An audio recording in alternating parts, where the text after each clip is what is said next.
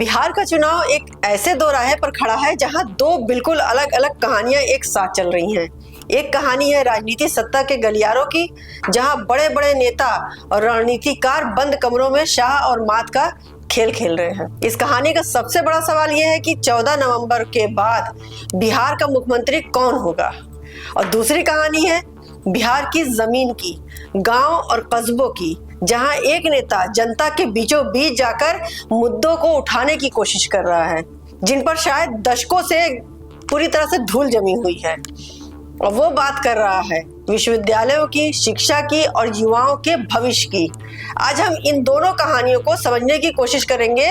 और एक तरफ वो सस्पेंस है जो एनडीए के खेमे में मुख्यमंत्री पद को लेकर बनाया गया है, और कुछ दूसरी तरफ वो बहस है जिसे विपक्ष चुनाव के केंद्र में लाने की जिद कर रहा है। बिहार का मतदाता इन दोनों कहानियों के बीच कहाँ खड़ा है, उसका वोट किस कहानी को लेकर मंजूरी देगा, आज इसी पे तस्करा करेंगे। नमस्कार, मैं नाहिद और आप देख रहे हैं एक संदेश। अगर आप हमारे चैनल पर नए हैं तो प्लीज इसे सब्सक्राइब जरूर करिएगा और वीडियो को आखिर तक देखिएगा। चलिए चलते हैं, सत्ता के उस रहस्य की बात करते हैं जिसके इर्द गिर्द पूरे एनडीए मौन साधे हुए हैं। आपको 2020 का चुनाव शायद याद होगा। तब बीजेपी के छोटे छोटे हर नेता की जुबान पर एक ही बात थी, सीटें चाहे जितनी आए मुख्यमंत्री तो नीतीश कुमार ही होंगे। प्रधानमंत्री नरेंद्र मोदी खुद अपनी सभाओं में नीतीश कुमार के नाम पर वोट मांगते थे और उन्हें भावी मुख्यमंत्री बताते थे। तब कोई अगर मगर कोई भ्रम नहीं था, घोषणाएं बिल्कुल साफ और स्पष्ट थी। लेकिन 5 साल बाद आज 2025 में राजनीति की भाषा बदल गई है। आज कहा जा रहा है कि चुनाव नीतीश कुमार के नेतृत्व में लड़ा जा रहा है, लेकिन मुख्यमंत्री कौन होगा इसका फैसला चुनाव के बाद विधायक दल करेगा। ये एक अजीब सी पहेली है। चेहरा नीतीश का, नेतृत्व नीतीश का, वोट नीतीश के नाम पर, लेकिन फैसला विधायक करेंगे। भारतीय राजनीति में विधायक दल कब से इतने स्वतंत्र हो गए कि वो पहले से तय चेहरे को बदल सके। ये वही बात हुई कि बारात दूल्हे के नाम पर निकले और मंडप में पहुंचकर पंच फैसला करे कि शादी कौन करेगा। इस चुप्पी ने कई सवालों को जन्म दे दिया है। नीतीश कुमार लगातार सभाएं कर रहे हैं, जनता के बीच भी जा रहे हैं, लेकिन मीडिया और उनके सवालों से एक सुरक्षित दूरी बनाए हुए हैं। ऐसा क्यों है? जिस नेता के नाम पर पूरा गठबंधन वोट मांग रहा है, वो पत्रकार के एक भी सवाल का सामना नहीं कर रहा है, या शायद कोई पत्रकार उन तक पहुंच ही नहीं पा रहा है। विपक्ष तो यही तक आरोप लगा रहा है कि नीतीश कुमार का रिमोट कंट्रोल किसी और के हाथ में है। राहुल गांधी अपनी सभाओं में कहते हैं कि नीतीश जी अब अपने फैसले खुद नहीं ले सकते, उन्हें दिल्ली से चलाया जा रहा है। इतना ही नहीं, सभाओं में यह भी बार बार याद दिलाया जा रहा है कि पिछली बार कम सीटें आने पर नीतीश कुमार को मुख्यमंत्री बनाया गया था। और इसी राजनीतिक अनिश्चितता के बीच एक और पहलू है, महिला वोटर और 10,000 रुपए की योजना का। मीडिया का एक बहुत बड़ा हिस्सा ये नैरेटिव बना रहा है कि नीतीश कुमार का जादू आज भी महिला वोटरों पर चल रहा है। लेकिन अगर उनका समर्थन इतना ही अटूट था तो चुनाव से ठीक पहले महिलाओं के खाते में 12,000 करोड़ रुपए डालने की जरूरत क्यों पड़ गई? क्या ये भरोसा है या वोट के लिए एक सौदा? और क्या उन महिलाओं को ये पता है कि जिस नेता के नाम पर वोट दे रही हैं वो शायद 14 नवंबर के बाद मुख्यमंत्री की कुर्सी पर भी ना हो? अगर ये बात साफ कर दी जाए तो क्या तब भी वोट उसी को मिलेगा? अब आते हैं उस दूसरी कहानी पर जिसे राहुल गांधी बिहार की रैलियों में गढ़ने की कोशिश कर रहे हैं। जहां एक तरफ सत्ता पक्ष मुख्यमंत्री के चेहरे पर रहस्य बनाए हुए हैं, वहीं राहुल गांधी उन बुनियादी सवालों पर लौट आए हैं जो बिहार के हर युवा के मन में है। वो पूछ रहे हैं कि बिहार के लोग इतने मेहनती और बुद्धिमान होने के बावजूद इतने गरीब क्यों हैं।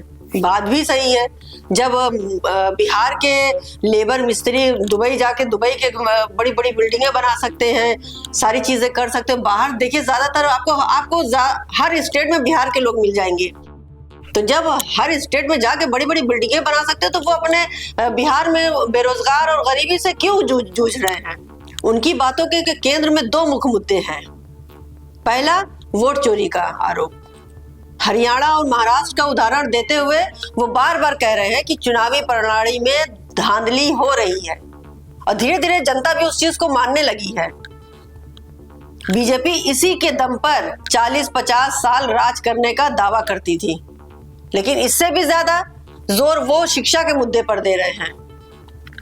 अक्सर चुनावों में यूनिवर्सिटी और कॉलेज की बदहाली पर बात नहीं होती, लेकिन राहुल गांधी अपनी हर सभा में हार्वर्ड और कैम्ब्रिज जैसी यूनिवर्सिटी बिहार में बनाने का वादा कर रहे हैं। वो नालंदा के गौरव को वापस लाने की बात कर रहे हैं। दिलचस्प बात तो यह है कि नालंदा का जिक्र अमित शाह भी करते हैं, लेकिन दोनों के नजरिए में जमीन आसमान का फर्क है।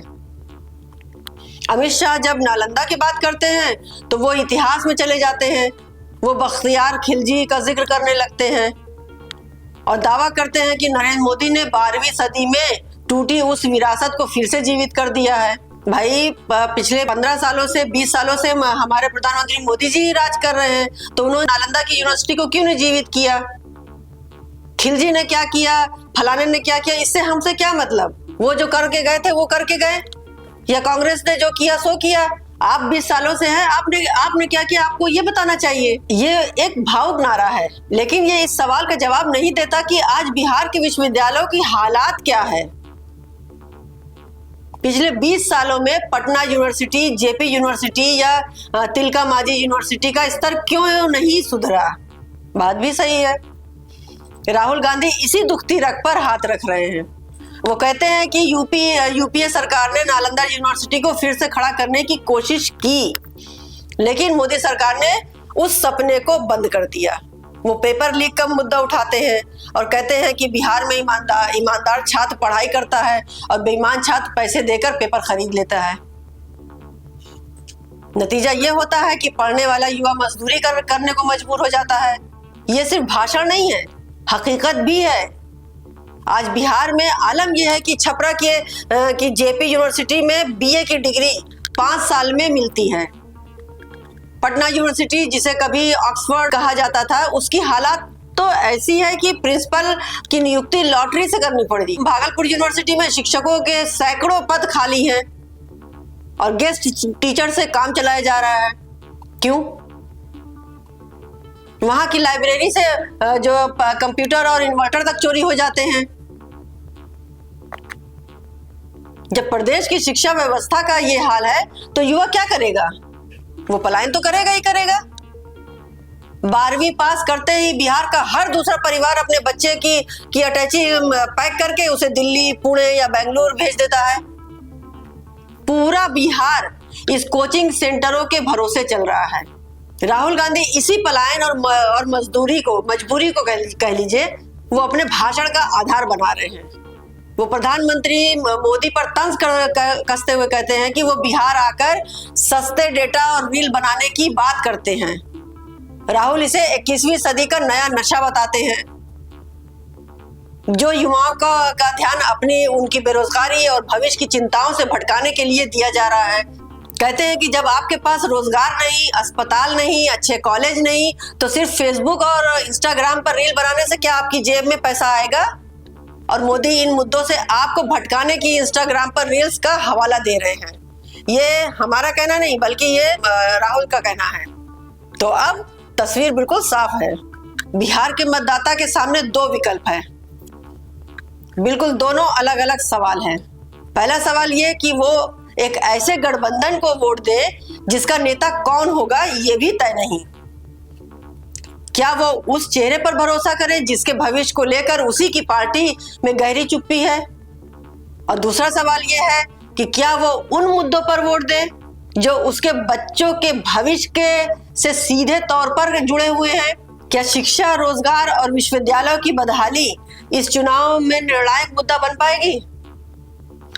बीजेपी और एनडीए को इस बहस में ईमानदारी से उतरना चाहिए और बताना चाहिए कि 20 साल के शासन में उन्होंने बिहार में कौन सी ऐसी यूनिवर्सिटी बनाई है जिसके लिए कोई छात्र दिल्ली या बेंगलुरु जाना छोड़कर पटना में रुक जाए।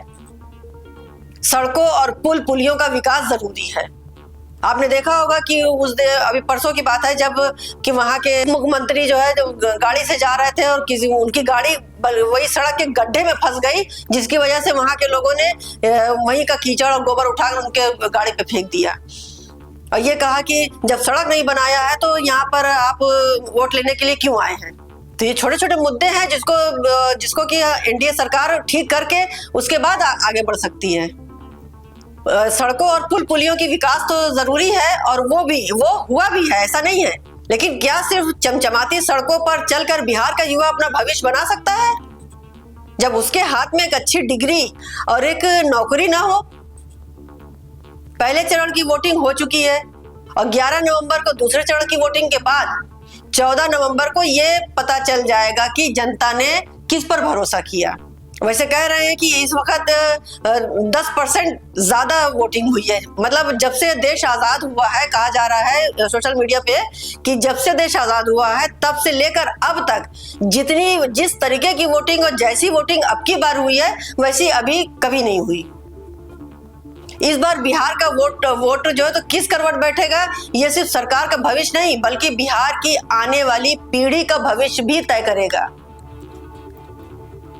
फिलहाल आज के लिए बस इतना ही, फिर मुलाकात होगी ऐसे ही बिहार की राजनीति की खबरों के साथ। तब तक के लिए हमसे जुड़े रहिए और देखते रहिए एक संदेश। नमस्कार, जय हिंद।